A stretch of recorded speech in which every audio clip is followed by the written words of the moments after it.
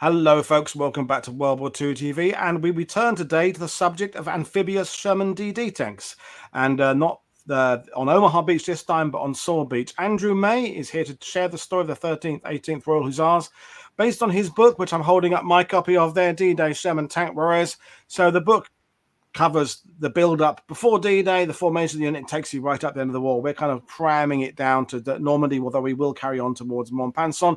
The link to purchasing the book is in the description below, as it always is. And if you're new to the channel, that is where you'll find all the information you need, social media links, merchandise links, where you can buy World War II TV t-shirts, and of course, the links I say to my guests' books and their websites. But I'll bring you in now. Good evening, Andy. How are you today? Good evening. Very well. Thank you, Paul. Yeah. So I'd like to ask you, first-time guests, kind of how they define themselves, because we chatted a bit at the pub on June the 6th, and your book is under kind of military history. But do you think of yourself as a military historian? Are you an archivist? Are you a researcher? Or is it about social history? How do you have a label you like? I guess military historian. I've kind of been very interested in my own family's military history. This book's actually looking at my wife's uncle. That's how it started. I'll talk about that in a moment.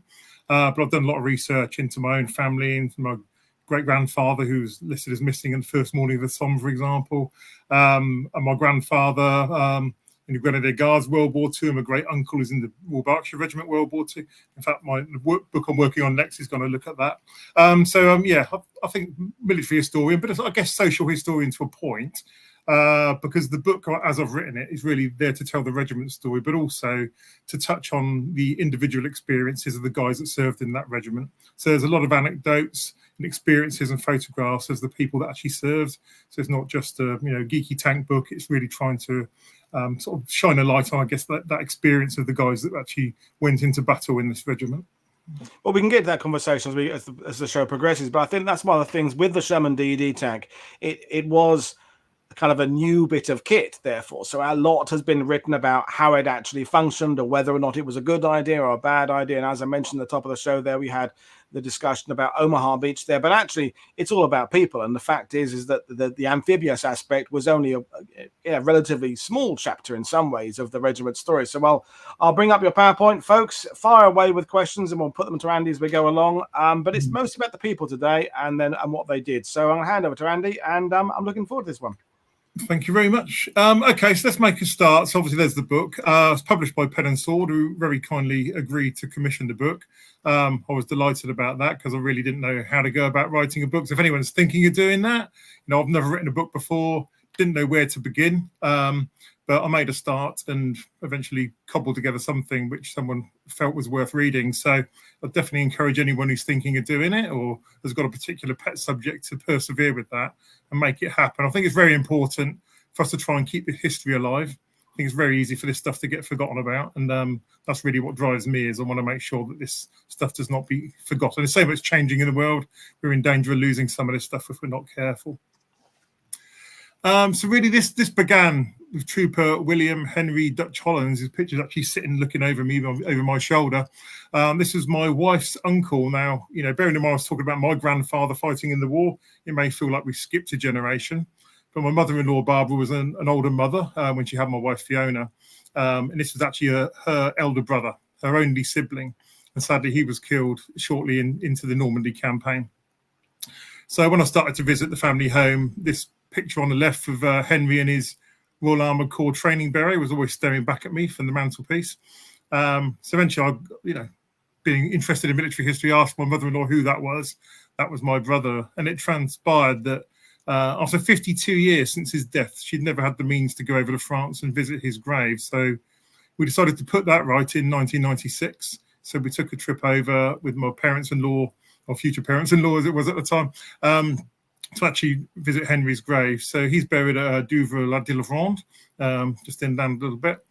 I think there's around about 1,000 graves in there, but it's a really nice, peaceful cemetery, as most of the Commonwealth war graves ones are.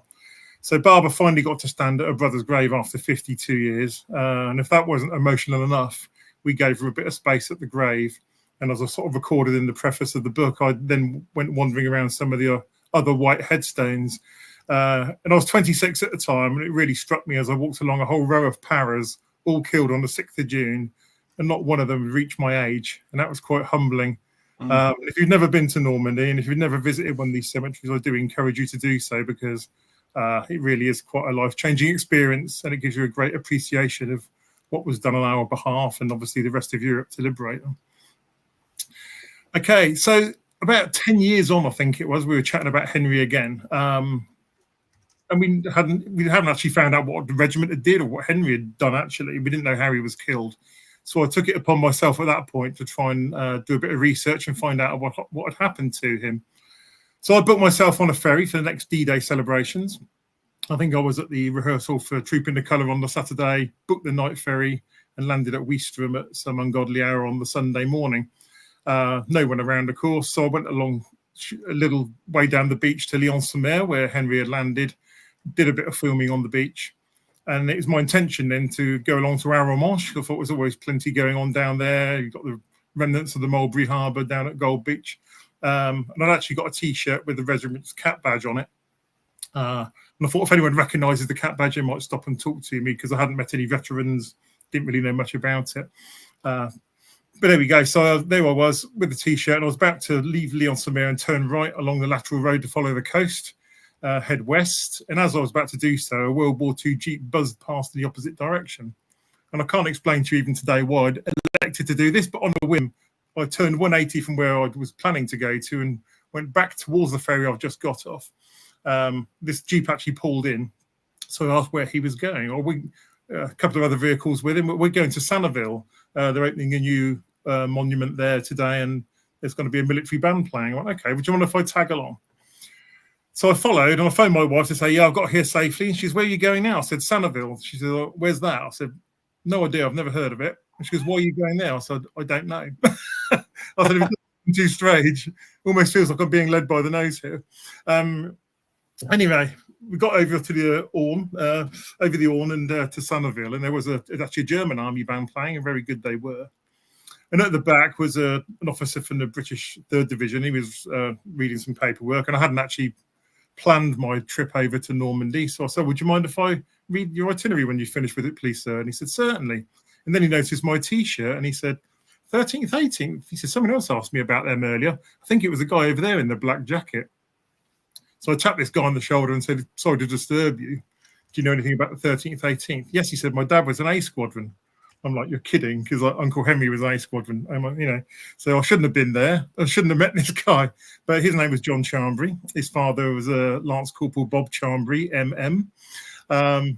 So I had a picture of the whole squadron from 1943 rolled up in my pocket. So I unfurled that. Where's your dad on there then? There he is, sitting on the floor. And there's Uncle Henry just behind him. I was like, wow, okay, this is nuts. So it's just a chance meeting like that. And John Charmwood, we've become great friends since, and he's actually kind of been the key that opened the door to so much. And probably if I hadn't met him, I don't know if this book would have ever happened, in all honesty. But he told me that his obviously father had won the, or say one, I shouldn't say one, he was awarded the MM. He wasn't one, it's not a lottery. He was awarded the MM on D-Day, the military medal. So when I got back home, I looked him up on the London Gazette online, and there he was.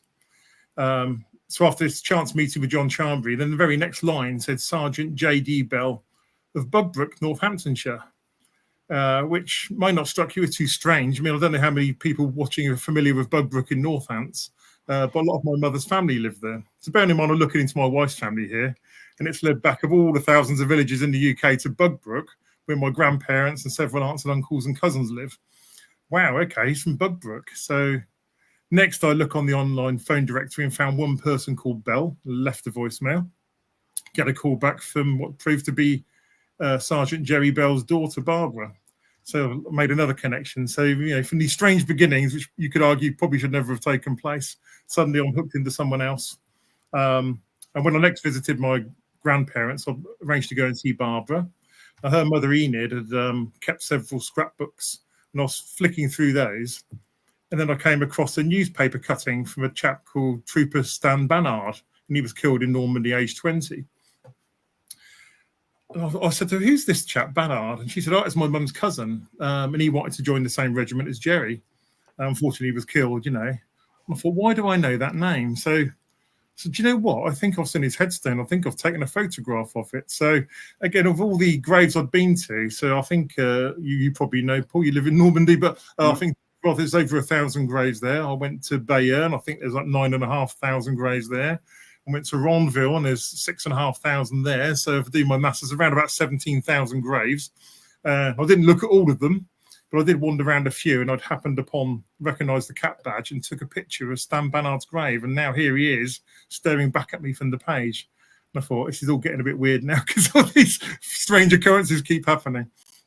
But it's extraordinary how many times that happens. You know, I've met loads of people here who've ended up finding a grave randomly with their surname or their mother's maiden name or from their hometown or the same age as they are or whatever it would be. And it's that little personal connection that then becomes the beginning of, as in your case, an adventure, because as we always say on this channel, lists of names are just lists of names. You know, a field of graves, until you have kind of a personal connection, it can be impersonal. So it's quite surprising. Well, it's not surprising how often these little things happen that then begin in your case this process. Yeah, and as I say, I could talk about that for an entire hour, that subject. But I say I would encourage people, because when you begin this journey, it's amazing actually all the sort of occurrences and people that land in your path, and it really is. And this happened time and time again. It's really bizarre. Anyway, so going back to just John Charmwood, I met. He's up in Skipton, and the regiment were based there in 1942. His father actually met a local girl and married, and he also knew another veteran called Gil Masters who'd done the same. In fact, both Gil Masters and John's father had both got permission just before D-Day to hot-foot it back up to Skipton to marry their sweethearts and then get back again. So they both married on the same day in Skipton, which is quite a sweet story. Anyway, John knew Gil Masters, a friend of his dad's, and he sort of like said, I've got this chap who's trying to find out a bit about the regiment. But Gil's right up in the north of England, and I'm down in the south. So he recommended that I speak to guy in the centre there, Peter Cozy Comfort, who was down in Deal in Kent. So I was given Peter's phone number, and I phoned him up out of the blue, explained my interest, and we just got on like a house on fire from day one. So I think we were on the phone for about an hour and a quarter on the first occasion. We became great friends, I'm delighted to say, because he was such a lovely character. And he was very happy to talk about his experience. Not all of it was good, as if you read the book, you'll find out. But he was happy to talk to me about most of what he went through. There's one thing that he said was a closed book, and I have to read the book to find out what that was, but he wouldn't discuss it with me. But generally, most of his experiences he was happy to talk about. Now, he introduced me then to Doug Kay, who was in Crawley in West Sussex. And also got introduced then to Bill Mawson, who was just over the border in Kent, about half an hour away from Doug. So those are my three D-Day veteran mates, and I became good friends with all of them over the following years. And again, another strange coincidence was of all these three guys that I met from the regiment, they were all amongst the last 5 surviving D-Day veterans alive. So I got to enjoy their company for as long as possible. And again, that was pure chance. But it happened to be the longest surviving, you know, so that was quite something else. Okay. I'll have a little chat about what the regiment did in a second. I think, actually, I'll go back to the other slide just real quickly, because it was actually at Peter Comfort's funeral. All these guys died very quickly, actually, between 2018 early 2019. And I went to all 3 funerals. And it was whilst I was sat actually at Peter's funeral that it just hit me. I thought, I've got an obligation to do something with all this information. They've been good enough to share their stories with me, all their photographs and so on. I thought, I've got to do something with this. So that's what really drove me to write the book in the first place. In fact, one thing I didn't talk about just before we move on was we still haven't found out what had happened to Uncle Henry. So I actually booked a day at the Tank Museum in their archives. Another weird coincidence this was, or strange happening, should I say. But I spent a whole day looking through stuff. They had a few archive boxes prepared for me. And they had a few old cassette tapes. Those are old enough to remember the old cassette tapes. And at the end of the day, I thought, well, I listened to some of those when my eyes are tired. And there was one that had Gil Masters' name written on it. So I thought, let's listen to Gil Masters' tape. So that was the tape I picked. And I was rewinding, trying to get past his Scottish voice, because I knew he wasn't Scottish. I don't know who this guy was. So I was rewinding, stopped play, did that several times, couldn't get past this Scottish guy. I was actively trying to avoid him. And eventually I let it rewind for a bit longer. And then there's some music playing. Okay, well, that's a break in something. So I listened, and then the Scottish voice started up again. And I was literally about to press stop when he said, "I was a member of Sergeant Hammond's crew," and I'm like, "Oh my goodness, that's Henry's tank. That's the same crew." So now my mind's racing because I don't know if he knew Henry or was he his replacement after he was killed or what, you know. But he spoke about something that happened in Germany. And then he went on to talk about Normandy, and to my astonishment, described exactly what happened on the day Henry was killed and how he was killed. So the holy grail of my search, I'm like, wow, I never imagined I'd find a first-hand account of what happened. So I managed to scribble the information down so I could type it up for my mother-in-law when I got home. But we had the answer. We knew what happened to Henry finally. But I'm completely engrossed in the regiment story because it is an amazing tale. So we'll talk a little bit about that now. You okay, Paul? All good? Yeah, good. All good. We're brilliant. Spellbound. Smashing. All right. So the 13th, 18th Royal Hussars originally started out as 2 cavalry regiments, both formed in the 18th century. So both soldiering on horseback for centuries. Both regiments had served at the Battle of Waterloo. The 13th, for example, were at Sebastopol in the Crimean War, and they were the right of the line for the famous action of the charge of the Light Brigade. So there they were on horseback with sabres charging the Russian guns. They were part of that. And they were still on horseback up into the 1930s. And they were actually stationed at Rizalpur in what is now Pakistan, but it's northwest frontier of India at the time, the border of Afghanistan. So they were out there on horseback then. But they returned at the end of 1938, and they were about to switch from soldiering on horseback and to become mechanised. So they were then given these things, the Vickers Mark 6 light tank. So instead of looking after their horses, suddenly they had to learn how to drive and maintain these things, how to live in them, fight in them, and so on. And they had to make that transition very quickly because only after a few months, we found ourselves at war with Germany once again. And they were on their way down to Southampton to, embark to go over to France to join the British Expeditionary Force. So, as most of the BEF, they had several months of the phony war waiting for the Germans to advance. When they did advance, these guys, these are actually a photo of the 13th, 18th tanks near Vimy Ridge in 1940. When they did advance, they were asked to actually perform like a right flank action for some of General Alexander's infantry so that they could actually retire from the area. And the regiment did suffer its first casualties there, lost a few tanks and a few guys. But they did manage to give the Germans a bloody nose as they withdrew. But they managed to get back to Dunkirk largely intact as a regiment. Obviously, they scuppered all their vehicles and equipment to deny it to the Germans.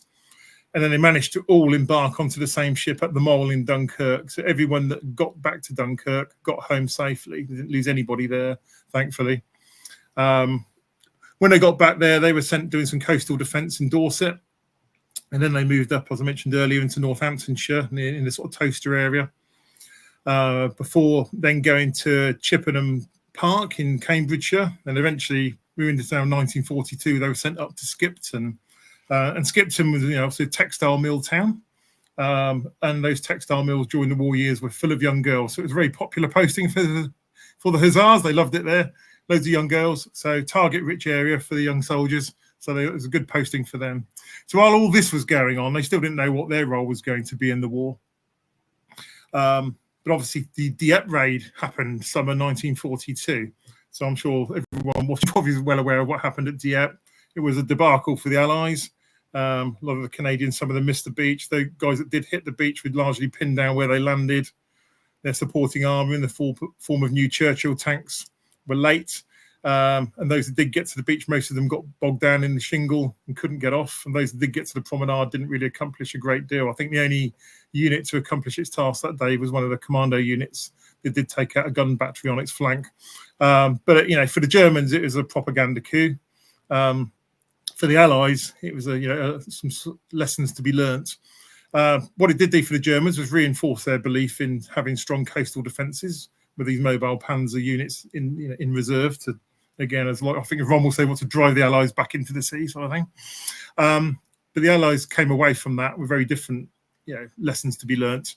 I mean, the Germans took that mentality so much, so obviously the whole construction of the Atlantic Wall began all the way from Norway down to the Bay of Biscay. So huge, concrete installations, big guns and all of the rest of it. But the Allies came away realising we needed much closer integration between the three services. If we were going to land anywhere near a port, it could be massively costly. hence the eventual development of the Mulberry Harbour, so that we could take our own harbours with us. And again, if we'd need to be able to land airborne troops to seize key positions to slow down or prevent reinforcements reaching the coast. We needed more men, we needed more landing craft, more tanks, and then big lesson, we needed specialised armour in order to combat all the beach defences that are being constructed and so forth. Hence the development of the 79th Armoured Division under Major General Percy Hobart. I'm sure everyone probably watching is very familiar with Hobart's funnies. So those range, of course, from like the crab flail tanks for mine clearance. Then we have the crocodile flamethrower tanks. There are other tanks for filling in tank obstacles, laying sort of box girder bridges, a canvas path across the beach to stop tanks sinking, all of the rest of it. But the regiment was still wondering what they were going to do, and they were then told by General Hobart, so now under command of the 79th Armoured Division, that you would be put ashore in the upcoming invasion in an entirely novel manner. So what did that entirely novel manner look like? Oops, sorry, I skipped ahead one. I didn't mention their Covenanter tanks, so my apologies. So that's what they were in before we got to the next slide. Yeah, so these things actually were not popular. They were very mechanically unreliable, very lightly armed with 2-pounder gun. And Cozy told me that the commander's turret lid had an unpleasant habit of coming loose, going over rough terrain and hitting the commander on the back of the head. So they did not like the Covenanters. Less than ideal. Yeah. Less than ideal. Anyway, so yeah, I lost my track on the slides there. But the entirely novel manner came in the form of the Duplex Drive Amphibious tank. Now, the guy started to train on the one on the top left, which is the DDay Valentine. Now, the picture we've got there, the gun is actually facing the rear of the tank. Because of the forward position of the Valentine's turret, it wasn't possible to raise and lower the canvas screen to sort of effectively turn it into a boat with the gun pointing forward. So it had to be traversed to the rear. The other issue, I guess, with the Valentine, had one propeller. So this was fairly vulnerable when it got to a hostile beach, because when it drove up onto the sand and collapsed its screen, it then needed to rotate its turret 180 degrees before it could commence firing, which left it vulnerable to enemy fire. But luckily, the DD Sherman that the guys would later take to war didn't suffer that problem. The turret, as you can see, is very centrally located. The gun's not particularly long, and that enabled the canvas screen to be raised and lowered, no problem at all. So as soon as that hit the beach, it could drop its screen and commence firing as a normal fighting vehicle immediately. And just, I think, worth mentioning, Andrew, for the viewers, is that the complete metamorphosis of the British Royal Armoured Corps from sort of 39 up to sort of 43, 44, because you have Royal Armoured Corps units, Royal Tank Regiment units, you have, like in this case, converted cavalry units, you've got some with brand new tanks, some with brand new tanks that are already being replaced by newer tanks. There's Lend-Lease tanks coming from the USA.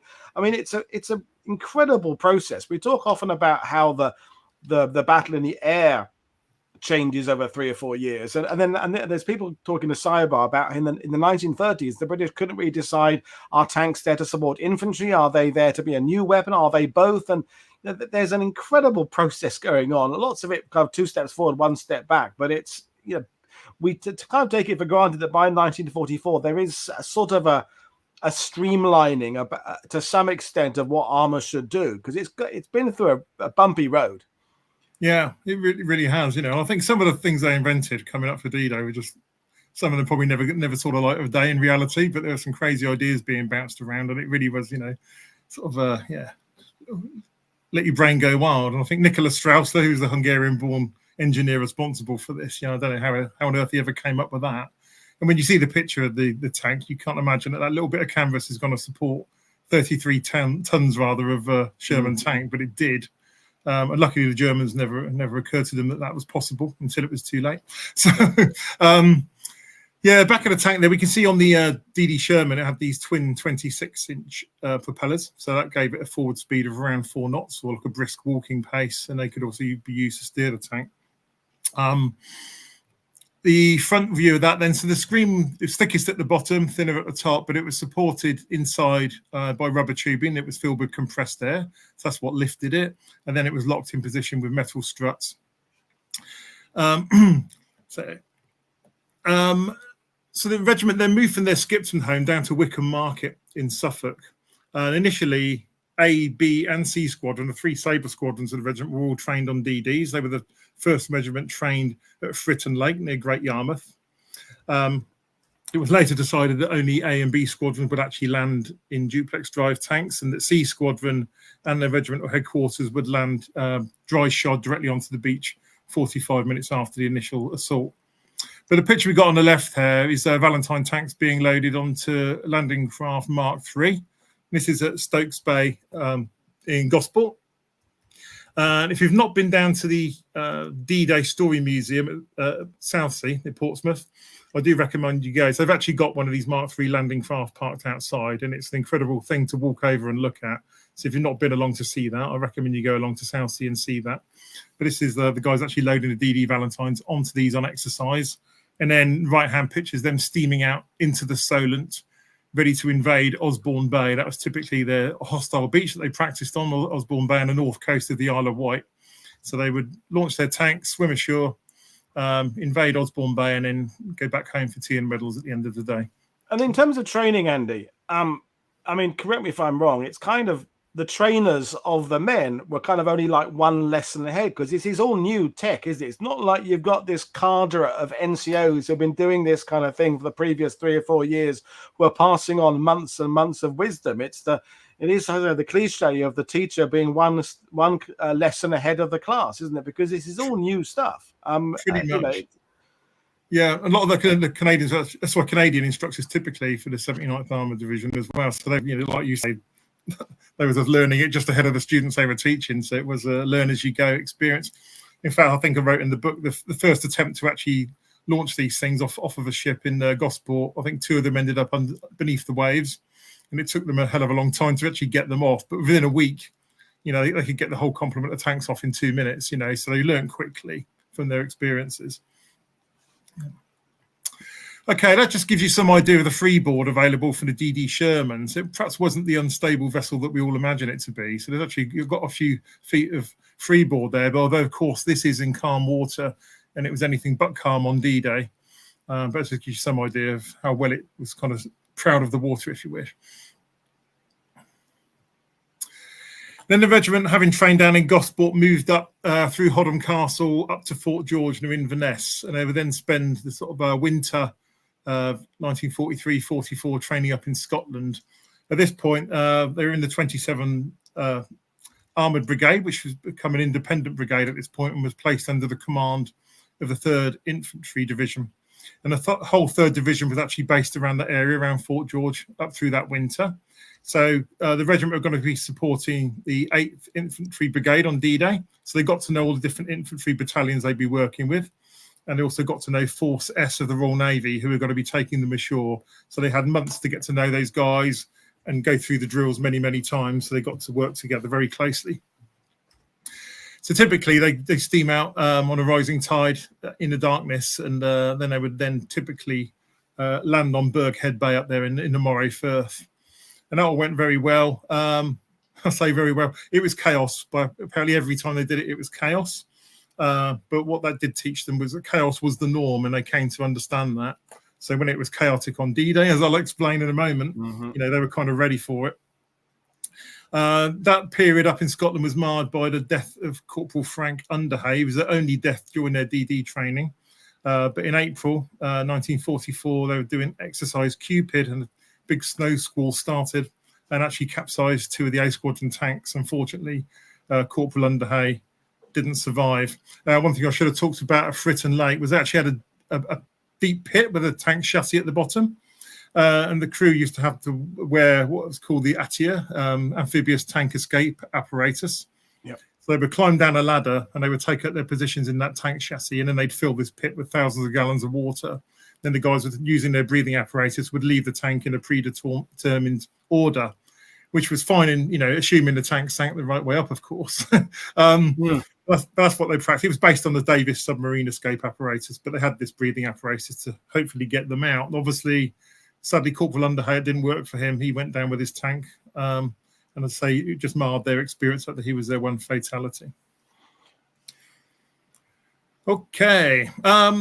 Just a picture of a Sherman launching. Now, again, if you go and stand on that landing craft at Southsea, it's really amazing to just imagine that thing being thrown around in a heavy swell on D-Day, trying to launch one of these things without tearing the canvas screen. In fact, that did happen on D-Day, and one of the crews couldn't actually launch their tank. But this thing obviously been moving around a lot in the water. But that just gives you some idea of trying to launch one of these tanks off the front of the landing craft.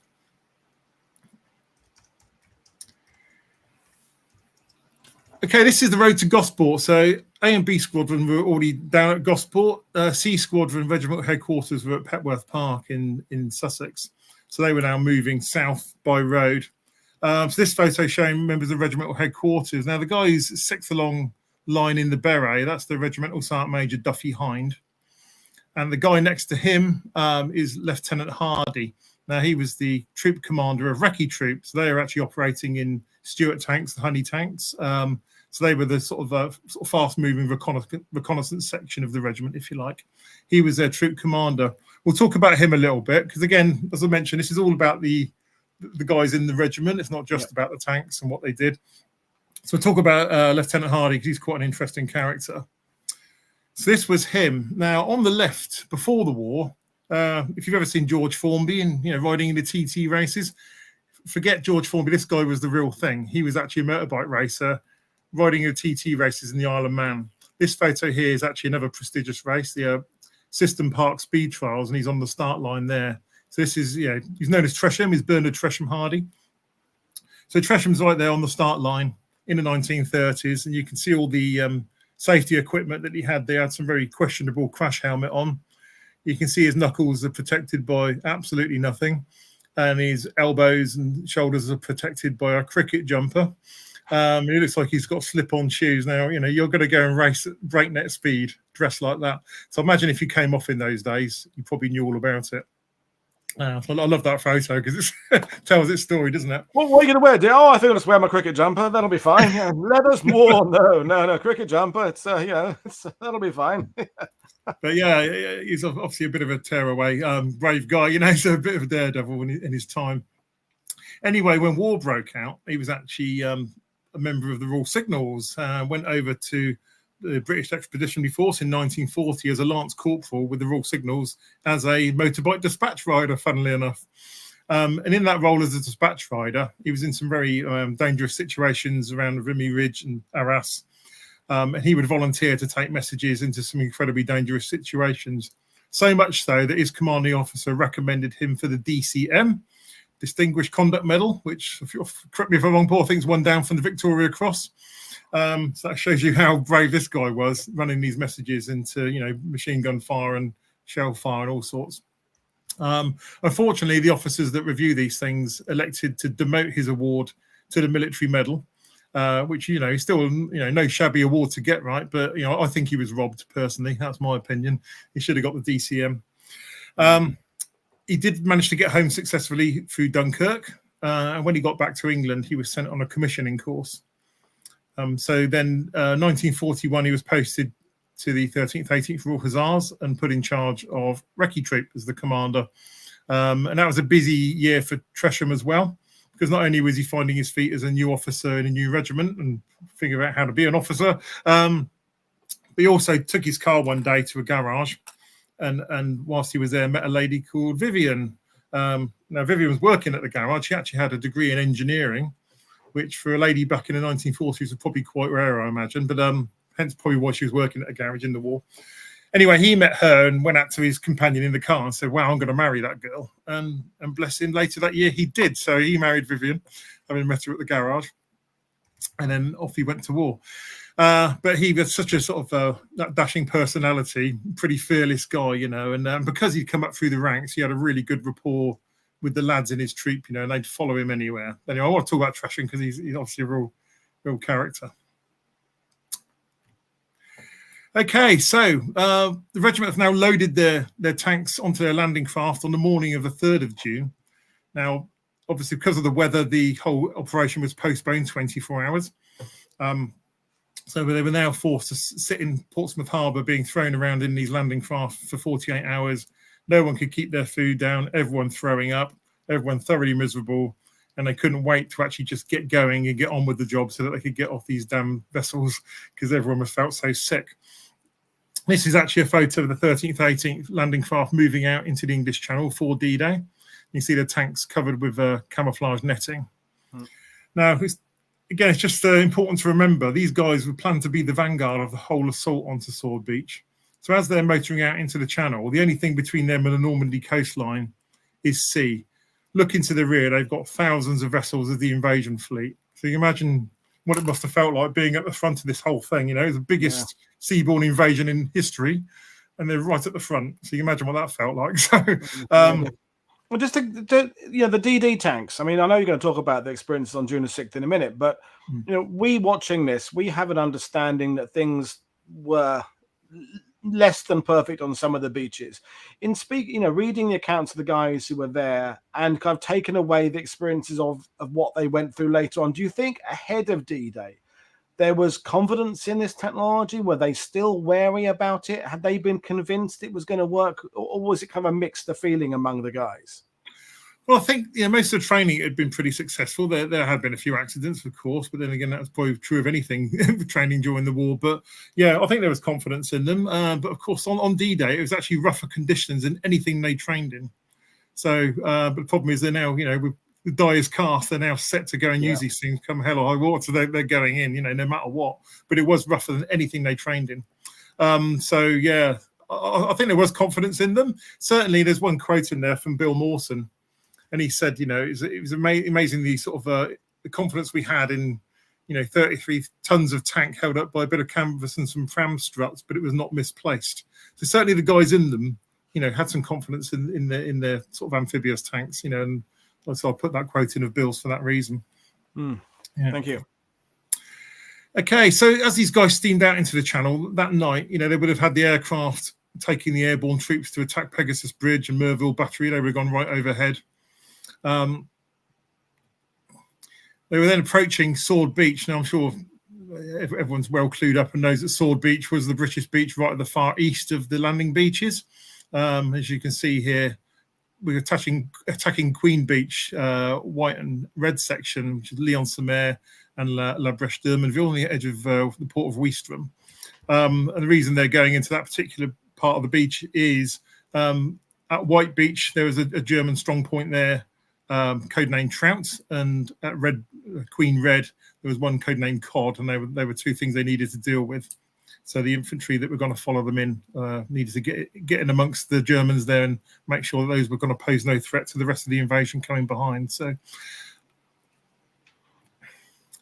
this is actually a training photo, but it does show the amphibious tanks leaving their landing craft. I think it just gives you a good idea of them launching and then swimming ashore. Bearing in mind the Germans, so we had Oberst Krug and in his 736 Grenadier Regiment. They were the troops actually defending this part of Sword Beach. What they saw on D-Day was these weird craft coming towards them, which they actually thought were going to be infantry landing craft. So they were getting ready behind their MG42 machine guns, ready to mow these guys down when they disembarked. That wasn't kind of how it all worked out. Just as our Hussars are getting their tanks ready, they've sort of weighed anchor, but just as that's happening, squadrons and squadrons of bombers are flying over their head now to begin the aerial bombardment of the Normandy coast. So they've got all this going on, all these planes going overhead. And just as they're readying their tanks to actually launch off the front, then the naval bombardment commences as well. So you've got huge warships like HMS Warsight right behind A Squadron, rocket-firing landing craft, and the noise apparently was just unbelievable.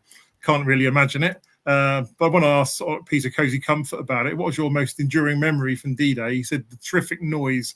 So you've never heard anything like it. So they've got the air above their heads being split by these huge naval shells going overhead. And as they swam in, actually some of the ordnance was actually falling short. So that was pretty scary for these tanks as they approached the shore. But as they've gone in, chaos reigned as ever. So because of the heavy swell on D-Day, we actually managed to get 31 tanks to the beach. Now, they started off with 40. So A Squadron had 20, B Squadron had 20. They managed to get 34 successfully into the water. And I've explained in the book, as to why some didn't launch. And 31 of those actually made it ashore, making the 13th, 18th the most successful DD regiment on D-Day. So as you mentioned, you've probably talked about the American end.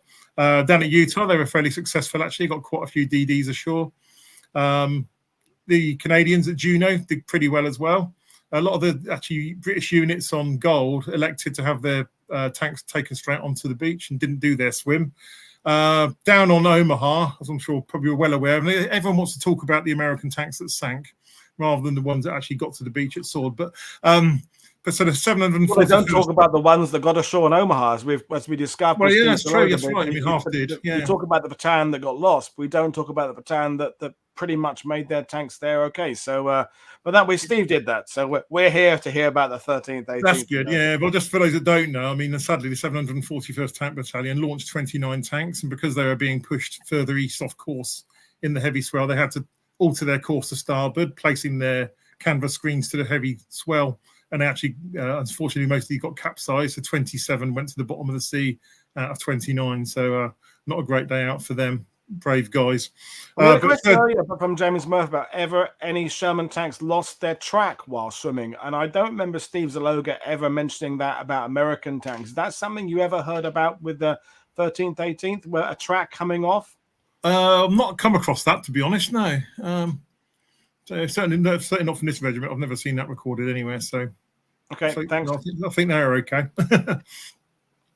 But in our swing this shore, it's chaos because of the heavy swell. Their forward momentum isn't quite as fast as they were hoping. They should have been launched at 7,000 yards. They're actually launched at 5,000, a bit closer to the beach. But even then, all these landing crafts are sticking to their schedule. So you end up with, just as the 13th, 18th are approaching the beach, you've got landing craft of the 22nd Dragoons, for example, hitting the beach first with their crab flower tanks. You've got the engineers AVRE tank coming in behind them on their landing craft.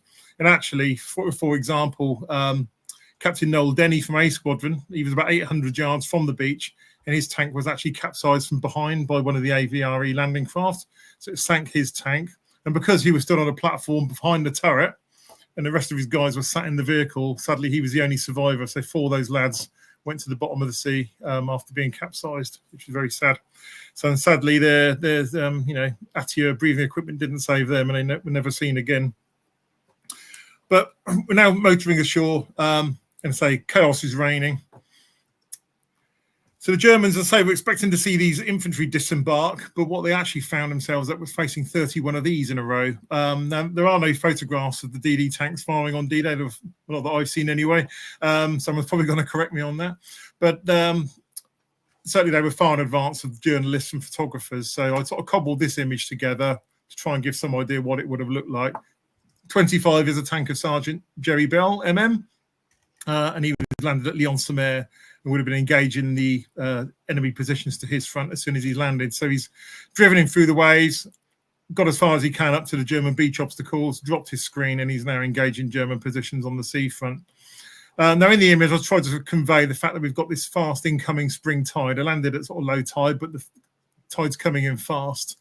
And within a few minutes, a lot of the tanks started to get water coming in through the hatches. And quite a few of the regiment's tanks actually had their engines flooded, and they had to sort of be abandoned on the beach and couldn't leave. So those crews had to get out of the vehicles and make their way ashore as best they could.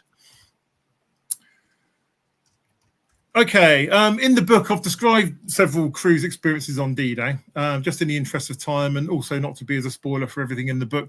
I'm just going to talk about one chap, and that's the guy on the left, which was Lance Sergeant Johnny Hardy. Now, he was in B Squadron as his tank was approaching the beach. So he was stood on the platform guiding his driver, and the tanks either side of him were hit with anti-tank fire and both burst into flames. So despite the obvious threat to his vehicle, he managed to guide his vehicle between the 2 burning vehicles onto the beach. They've dropped their screen and commenced firing at the German positions. So he's done that for a few minutes.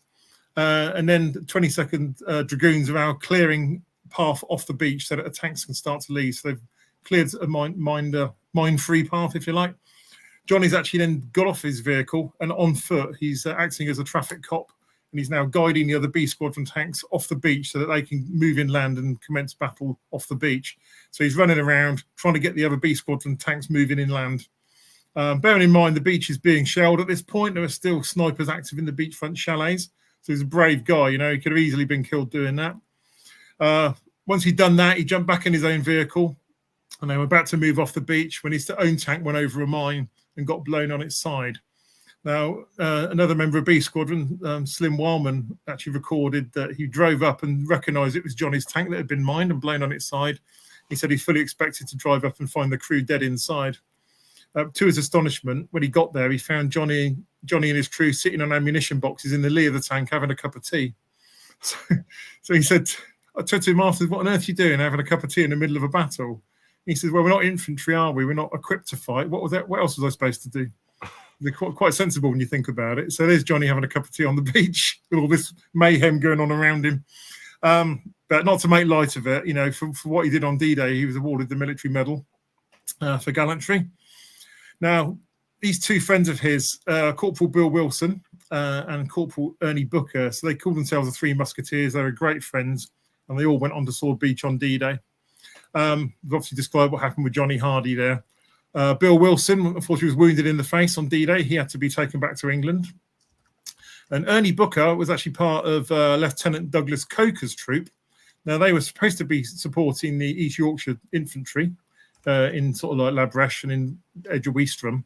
But they actually ended up being commandeered by the Commandos. So we had a troop of tanks actually then fought through Weestram with the Commandos and right the way over to Pegasus Bridge and Yorn Bridge to support the Commandos relieving the airborne troops there. So these tanks were not planned to be there, but that's what happened on the day. Unfortunately, Ernie Booker's tank was actually knocked out the other side of the bridges, and he was killed on D-Day. So with Bill Wilson wounded, Ernie Booker, at the end of the first morning of the assault, Johnny Hardy is the only one of the Three Musketeers still in the game.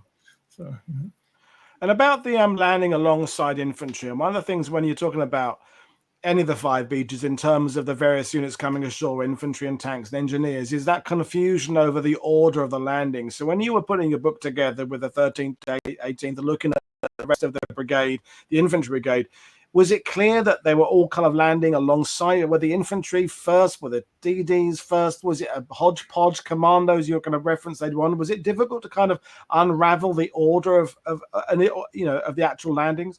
Yeah, a little bit, I think. And I think, as I mentioned, I think some of the tanks were landing in the wrong order. I think the infantry did follow, but they were a little bit close. They should have had 7.5 minutes on the beach before the infantry came ashore. I think that time was condensed slightly, but they did land behind the tanks. So they still had an opportunity to kind of try and make the beach habitable for the infantry by taking out pillboxes and machine gun nests before they landed. So they still were able to do the job. I think that time was, as I say, probably cut in half. In terms of being able to do that job before the infantry came ashore. Yeah, but I say they were very successful. As we know, this assault onto Sword Beach went pretty well, all things considered. Yep. And the guys were able to push inland. I mean, A Squadron were there to take Lyon-sur-Mer with the South Lancs Regiment, and they'd taken Lyon and Hermanville behind, so they managed to take out both villages and clear those in the morning of D-Day. So that was really successful. I'm just going to go into the next slide. This is actually Lance Sergeant Joe Gillibrand's tank. Now, he was, again, one of those sort of commandeered by the Commando. So he's supporting guys of 4 Commando here, moving into Weestram. And again, unfortunately, he's part of Lieutenant Coker's troop. Joe Gillibrand, who's the commander of this tank, was also killed on D-Day over near Benneville. I stood at his grave actually about 3 weeks ago when I was over for D-Day 80. So very sad, but it's a great image of him pushing inland with the Commandos. That's, as I mentioned, A Squadron were, Lyon-sur-Mer, Hermanville, B Squadron, or most of them, with the East Yorks in Labresh, Weestram. C Squadron had landed 45 minutes after with regimental headquarters.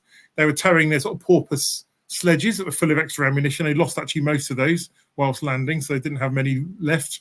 But they managed to eventually get inland through the congestion on the beach and then hook up with the 1st Battalion of the Suffolk Regiment. And they were then to push inland and take out a gun battery at Morris at Colville-sur-Mer, as it was then, Colville-Montgomery now. As their infantry were actually placing their Bangalore torpedoes under the wire, actually what turned out to be Polish troops from one of the Ost battalions actually started waving white flags, and just as about to commence their assault, the whole garrison surrendered. So the Suffolks, having got all keyed up, ready to go into battle, were quite relieved then they didn't have to fight that one.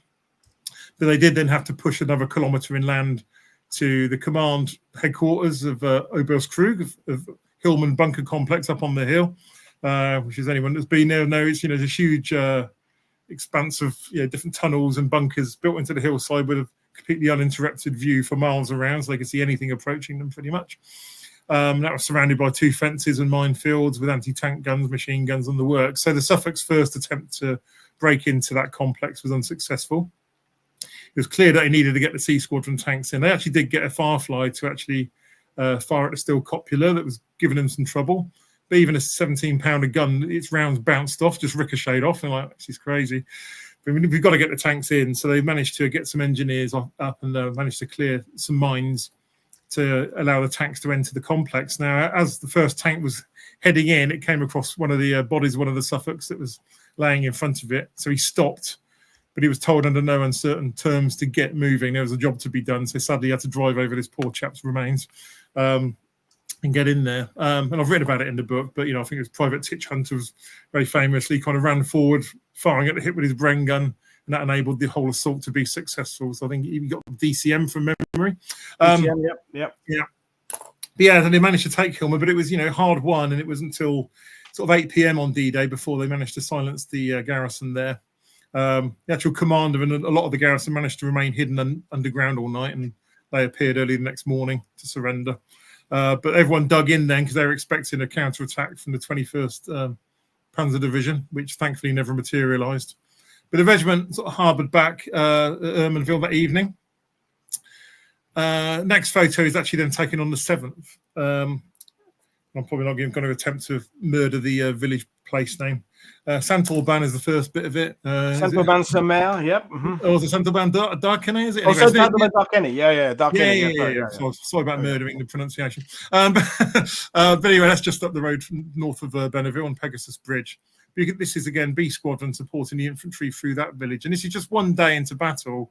And I think it's just a great photo. It just shows the level of devastation that's taken place in Normandy one day in. So, yeah. So this is on the 7th. It was fairly quiet for the 8th and 9th. On the 10th, the regiment was then asked to support the 6th Airborne Division over the bridges on the Orne Bridgehead. So the 3rd Parachute Brigade was actually cut off from the rest of its division. So 13th, 18th were asked to support the 7th and 13th Battalions of the Parachute Regiment in an operation east of Ronville. So we're going to push east to try and link up with this missing brigade. So Recce Troop set out, and they were led, of course, by our friend Lieutenant Hardy, the motorbike enthusiast.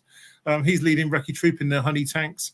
They were then followed by all the squadrons of B Squadron, including Gil Masters, who we mentioned earlier, and my friend Peter Cozy Comfort. So they're pushing further east. Now, if you've been there, it's actually east of Ronville. It's quite open farmland.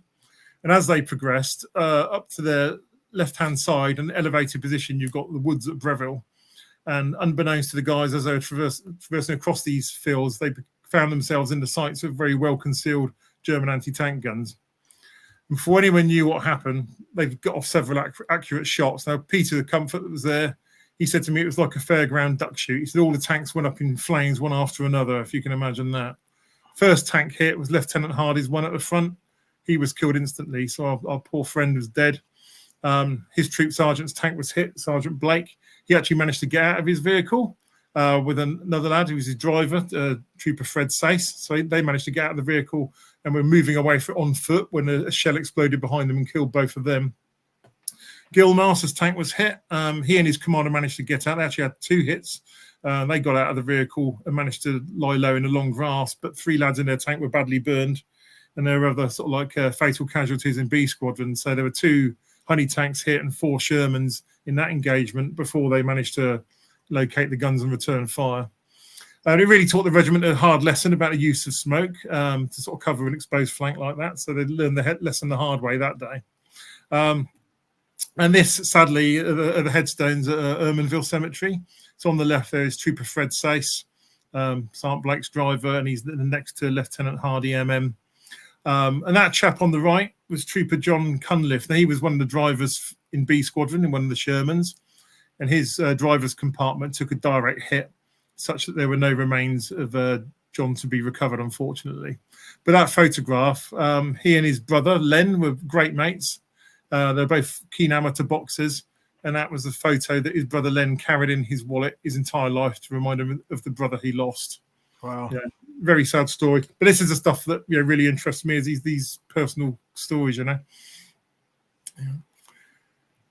Okay, do a whistle stop tour. So the regiment took part in Operation Charmwood early July. So they were actually moving up into position. This has got to be Montgomery's big full frontal assault onto the city of Caen from the north.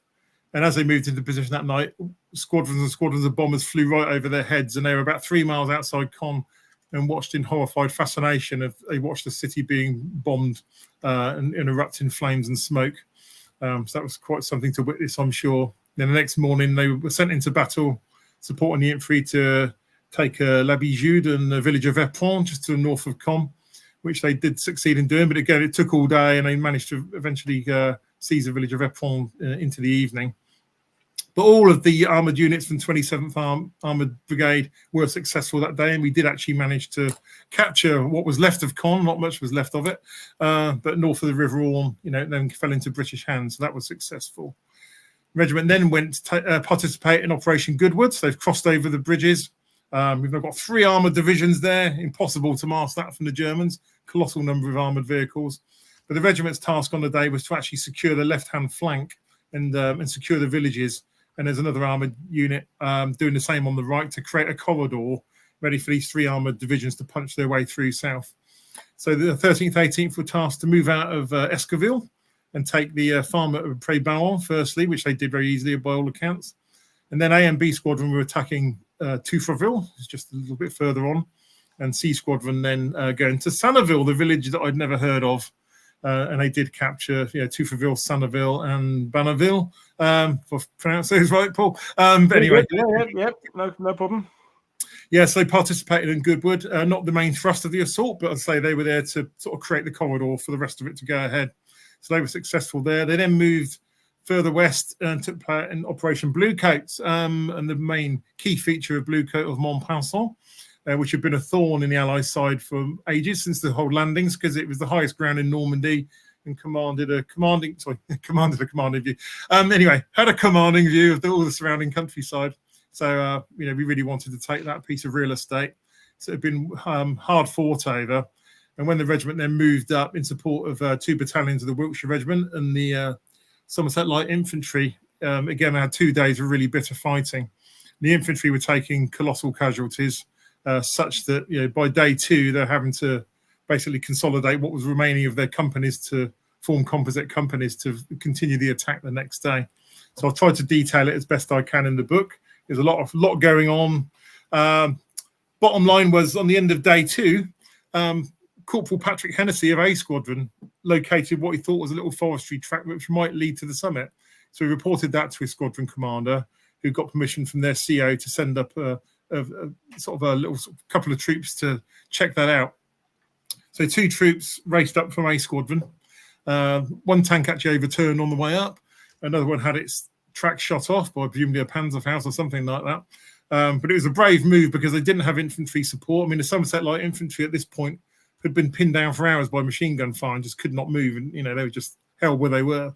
So these tanks have raced up without any infantry support. I mean, it could have been an 88mm gun waiting for them at the top. But they got there. Luckily, the Germans seemed to be preoccupied with an assault that was happening to the north. So they managed to get in all-round defence. There were 7 tanks.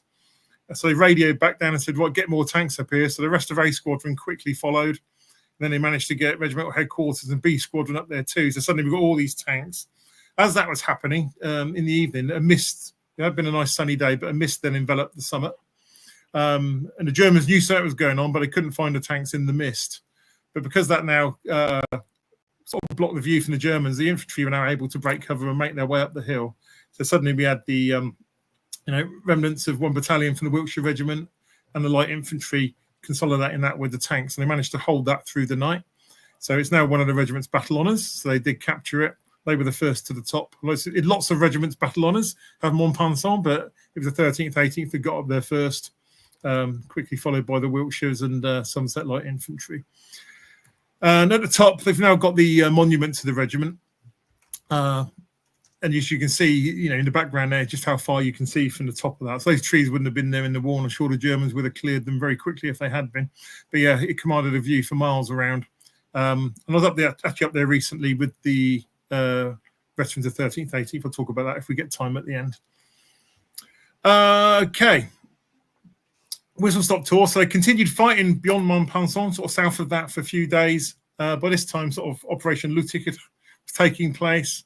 Sort of Hitler's sort of failed operation trying to split the American forces. They then had to get out of there and then retired back to the Dee Valley, sort of Falaise pocket, whilst being pounded by all the Allied forces surrounding them there. So the regiment weren't part of that, but they did pass through that area. And they did stop at a chateau, which they dubbed the Dead Horse Chateau, which would have been very offensive to a cavalry regiment, finding all these dead horses. But they were in that area and saw the devastation, and to be perfectly honest, it was fairly horrible by all accounts, and they couldn't wait to get out of the area quick enough. So they then moved out across the Seine, and they're then pushing out through northern France, through Belgium, and then took place in Operation Market Garden. So they were actually following the Irish Guards, where they actually were going along the little single road, which is, you know, proud of the terrain around it. They couldn't actually disperse off that road. So they were hit by quite a lot of anti-tank fire and lost a lot of vehicles. So the Hussars were very glad not to be leading at that point, because the Irish Guards took a bit of a pounding. Then the Hussars actually moved forward. But they went all the way through. They ended up in an area called the Island, which is sort of like north of Nijmegen, south of Arnhem, and they were there for some time. Wasn't a popular area to be. It was very wet and boggy terrain. They didn't like it there. But obviously the whole Operation Market Garden thing with the bridge too far wasn't entirely successful, so they then had to battle their way across the German border, sort of Dutch-German border. And this is actually them fighting, actually shelling the town of Balchem in Gillibrand. So this is A Squadron. You can see the amount of ammunition they're expending here in this indirect shoot. Now, as I say, the ground was very boggy. A lot of the tanks were getting bogged, so sometimes they did these indirect shoots and acted almost as artillery. So you can see how many shells landed on Balchem, and by all accounts, it was taken very easily after that bombardment. But the regiment then took part in Operation Veritable in the Reichswald Forest, and that was really, really hard fighting. So a lot of the German reserves had been rushed into that area to meet the British and the Canadians fighting in that particular part of the world. And we really wanted to try and clear the ground in readiness to cross the Rhine. And it was really bitter fighting, very, very muddy terrain, huge casualties. You know, they sort of pushed all these German airborne units in. The Fallschirmjäger, they were very, you know, indoctrinated to Hitler's ideology, fought very tenaciously. So the guys took a bit of a pounding. The regiment took a lot of casualties there. But eventually they're ready to cross the Rhine, which they did at Ries. So they managed to get across the Rhine. I think the writing was on the wall once the Allies had crossed the Rhine. I think it was Germans, sort of Hitler's and the Germans' last natural defence. Once they got across there, the writing was really on the wall, but the Germans still continued to resist. There's even, I think, Captain Julius Neve, who was the regimental adjutant, said, "Why they resist is beyond me." It's obvious the end is over, coming, but still they do. But they eventually kept fighting, and they finished their war at Bremen. So that's where they were when the war ended, and they then had to switch from war fighting to then the administration of thousands of German troops that were surrendering around them, and also thousands of displaced persons who've been working for the Germans and were held in camps. So they've got all this administration and control of these people, because they all want to go home, but they need to keep them where they are for now, keep them fed and all the rest of it. So that's where they are at the end of the war. They then moved shortly after that down to Hanover. The Americans ended the war there, but it's going to be part of the British sector. So the regiment go to Hanover and take over there. This is actually a parade at Herrenhausen in Hanover. So on the left-hand side there, saluting is RSM, Duffy Hind. And actually right in the centre of the photo, in the rear rank, behind the sort of mantlet of the Sherman Firefly, is my friend Peter Cozy Comfort. So he's in the Guard of Honour. Actually, across at the saluting dais is the Prince Regent of Iraq. I've no idea why he was taking the salute that day, but he was. And the squadrons and sort of all marched past, and the tanks came through. Again, some of the sort of personal stories. So my friend Dougie Kay, this is him in the centre of the left-hand photo with a couple of his mates, and they were living in civilian accommodation at that point. But he actually befriended a lot of local kids. So the girl at the, so as you can see, top sort of back row rather, third from the right, is a Jutta Opperman. Now, he actually became pen pals with her, and they wrote to one another for their entire lives. And actually, when I went to Doug's funeral, I was handed a letter in German, and it was from Jutta. And she'd sent this letter that said, you know, the little girl from 1945 wants to send her friend in England one final letter. And I thought that was quite touching.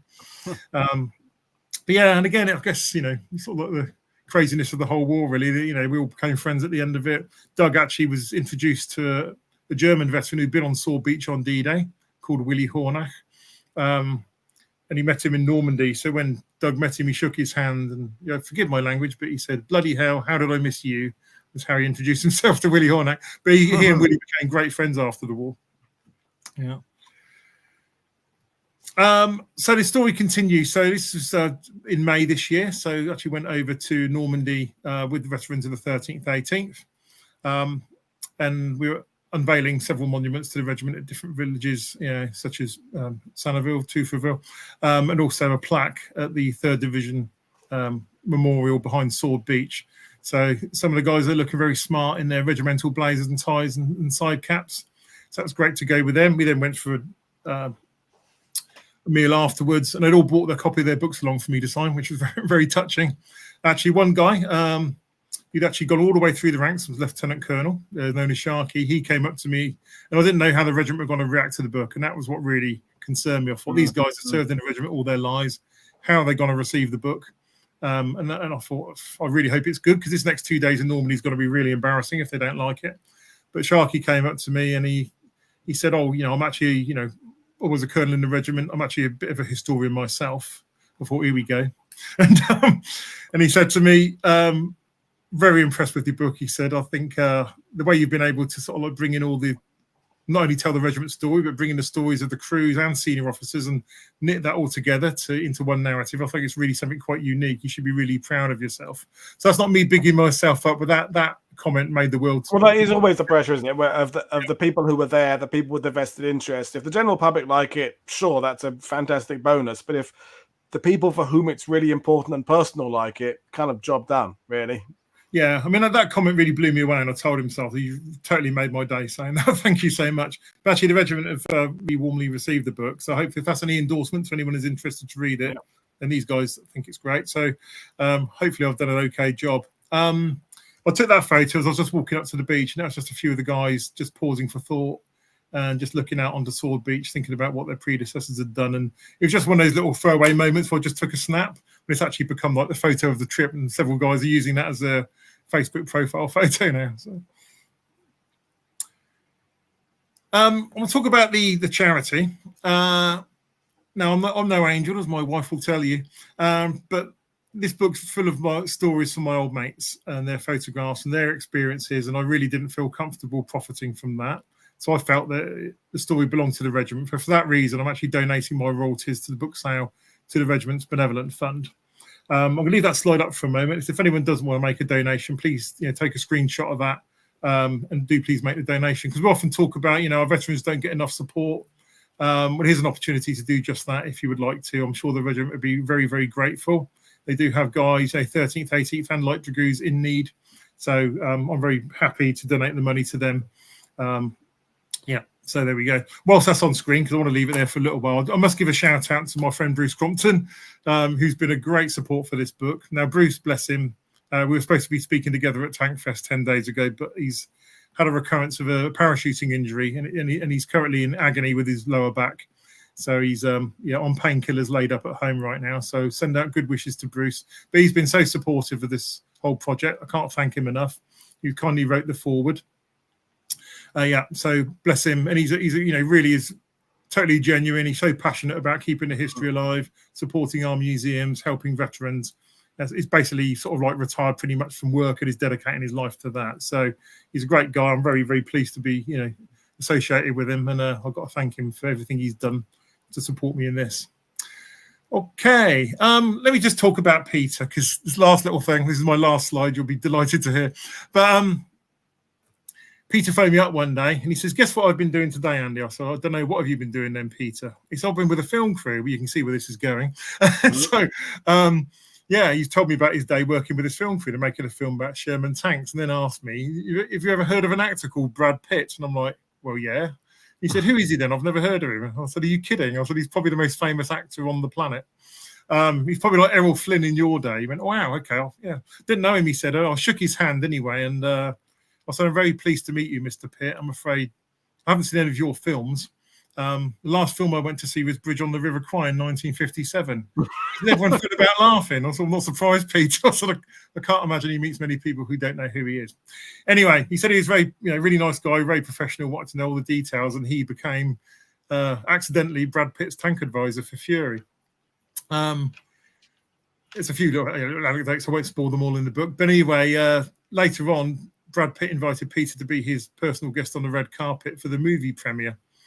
And he stood there, and Brad Pitt said to him, "Well, this is my job, Peter. What do you think?" And they're in front of thousands of adoring fans, all the world's press.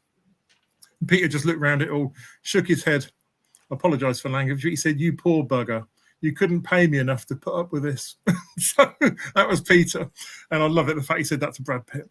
I've included the photo at the bottom right, which is Peter with his granddaughter, Annabelle. Now, I don't know if anyone's got any children or grandkids, but there's a new series of books out called Skandar. It's all about unicorns, and it's kind of you probably hate me for saying so, but in a similar sort of vein of Harry Potter. It's actually becoming this generation's Harry Potter.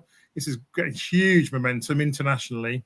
I went to meet Annabelle for a coffee a few weeks ago, and she was doing a book signing in my local town, and there are hundreds of people waiting outside the bookshop in the rain to meet her. So It's getting big. Sony Movies also bought the rights to her first book, so this has the potential to be the next Harry Potter, in my opinion. But she was Peter's granddaughter, Annabelle Steadman. So do check her books out, Skandar. Get your kids to read them if you're not already. But I thought I'd give her a shout out. You've done an amazing job in the last few minutes. You've moved from the 13th, 18th to Brad Pitt and now unicorns. I mean, seamlessly done. I mean, you'll be hosting the one show next. That transition from topic to topic. Well, I want to give Annabelle a shout out because she's very kindly written a piece for the book about her evening with Brad Pitt, because Peter told me bits, but I didn't really know what had happened. So she very kindly wrote a piece for me to put in the book. So bless her. And she was under a very demanding deadline from her publisher at the time, so I'm very grateful to her. So I had to give her a shout out. That's the end of the slides. I'm losing my voice, and probably people. Yeah, we've got a couple of questions for you, Andrew. So several people were asking about at what point after D-Day the canvas screens were removed, because were they considered a fire hazard? They were definitely there in the June the 7th photo you served. So do you know when they were removed? I think a lot of them were taken out pretty shortly afterwards. They served no purpose, as you say. So it was just extra weight to be carried around. So I think the crews got rid of them fairly swiftly after. But in terms of actual use of the DD tanks, the last remaining ones, with the regiment moved into the 8th Armoured Brigade in July. And they moved kind of west, ready for Operation Bluecoat in August. But when they moved west, things of Staffordshire Yeomanry had gone back to the UK, and the regiment took over their position in the 8th Armoured. And at that point, they took over lots of regular Sherman tanks from the Staffordshire Yeomanry, and all of the DDs were then retired. So there were no DDs used after the kind of ended July with the regiment. But yeah, in terms of getting the canvas screens off, as quickly as you could, I would think. But I say a lot of those tanks, were left on the beach. They couldn't get them off. The engines drowned and so forth. So there weren't so many. 31 landed, but only 6 tanks of A Squadron, for example, were able to push inland out of sort of 16 that landed. So 10 of them were stranded on the beach. So there weren't actually that many that went inland. Yeah. That is the story, though, isn't it? I mean, they had done their job. They're there to provide that punch on the beach, and then the crews can pick up a new vehicle. That's that basic Allied principle: is that you can replace the gear, you can't replace the experience and the training very well. So you look at some of these armored units. By the time they go from Charmwood, and then later on they go on to Bluecoat, the vehicles they may be on their third or fourth Sherman tank. I mean, Alan King, who was on the channel years ago before he passed away, I think he was on about Sherman number 5 by August 44 or something. That's that strength in depth. But there were a lot of tanks knocked out. I mean, I spoke about Jerry Bell, for example. Yeah, he had 3 of his tanks knocked out in battle. He survived all 3. So they took some significant losses. But of course, as whole thing with the Shermans, it was a light tank. It needed to be shipped across the Atlantic. You know, it wasn't as heavyweight as the German tanks. Although the Firefly, they'll actually mention in there, Doug Kay actually after Montpellier actually took out a Tiger and a Panther the same day. So you know that 17-pounder gun on the Firefly was actually a match for German armor. But obviously the tank generally was considered, you know, not as good as the German tanks, but just the manufacturing capacity from the US really won the day, didn't it? With the Germans being able to replace their tanks, and we could just get new ones straight back into battle the next day. So, yeah. Brilliant. So a couple of comments we had. So Tonnet, who you met on June the 6th at my pub gathering, great presentation. Glad to have met Andrew at Woody's Bar Hop on June the 6th. Was great listening to him then and again now. Richard Trainer, brilliantly told story. Andreas is buying the book. Gina is buying the book. James wants to put the link to the donation, which I'll add that to the description later on. One last question for you, which I think we'll do. Sir Capo is saying, what would you say was the hardest fighting the unit experienced? You know, again, a lot of focus on D-Day. You talked about Montpellier. Is there one particular battle that you think was the toughest one they fought in? Yeah, because obviously things like Montpellier, that's probably harder, to be fair, on the infantry than it was the tanks, to be honest. There weren't so many tank losses. I think it was really when they got up into the Weichswald forest that winter. That's where they really took their heaviest casualties. And there are a lot of tanks being knocked out there. So some of the stuff in Blue Coat as well, actually. They had some bad days there. But I think Weichswald was the one that the guys really remembered the worst. It was a hard slog in the mud. And they were taking lots of tank casualties every day. So, yeah. And there's one, I don't want to spoil it, but there's one episode at the end of it where they took a lot of casualties. So, you know, that whole period, they really have like a month bit of fighting every day. You know, I mean, like Doug Kay, his Sherman Firefly had been in his tank Carroll. It's actually behind me. That one. Yeah, we see it there. Yeah. So that actually was Doug Kay's originally. It was passed to me after his death. Little model of his tank Carroll, 71, Sherman Firefly. There's a very famous picture of that in Gosport before they embarked. But yeah, I think his tank was actually knocked out, you know, near Goch in the Weichswald Forest area. His commander he'd been with since D-Day was killed. So I think there were a lot of losses there, actually. So that was definitely, I think, their worst period of fighting.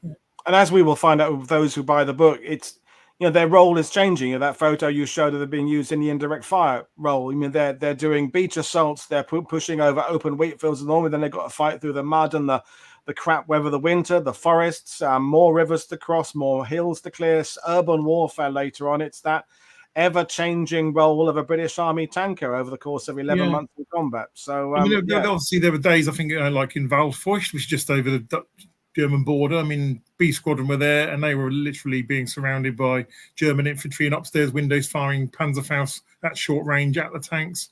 You know, 2 tanks of B Squadron had to basically do a dash, you know, through the sort of town square, all guns blazing while they're being shot at from all directions. You know, I think if Brad Pitt gets hold of this and makes it into a miniseries, it would be amazing. That's my opinion. Yeah, well, but, you know, he sort probably of scours YouTube for mentions of himself, so he's probably watching this right now, thinking, "Yeah, good idea, Andy. I'll get that one. I've done one tank movie. I'll do a series now. Yeah, it's good. It would be visually amazing. I think if you imagine that whole amphibious assault and some of the engagements that happened after. That's my opinion. Anyway, let's hope it happens. I think it's a story that needs telling. We will bring things to end. So there, I'll hold my copy up again. DD Sherman Tank Warriors. You know what to do. Go and buy it there. 2 more shows tomorrow. We've got Cy Biggs talking about Royal Marines, and we've got Andy Whitmarsh talking about landing craft types on D-Day and how they were configured for the assault. So that's great. So buy the books, support me, support the guests. I will see you all again tomorrow. This is Paul Woodhouse for World War II TV saying, I suppose everybody's off to go and watch the football. Nothing ever happens in the first half anyway. Cheers, everybody. See you. Bye.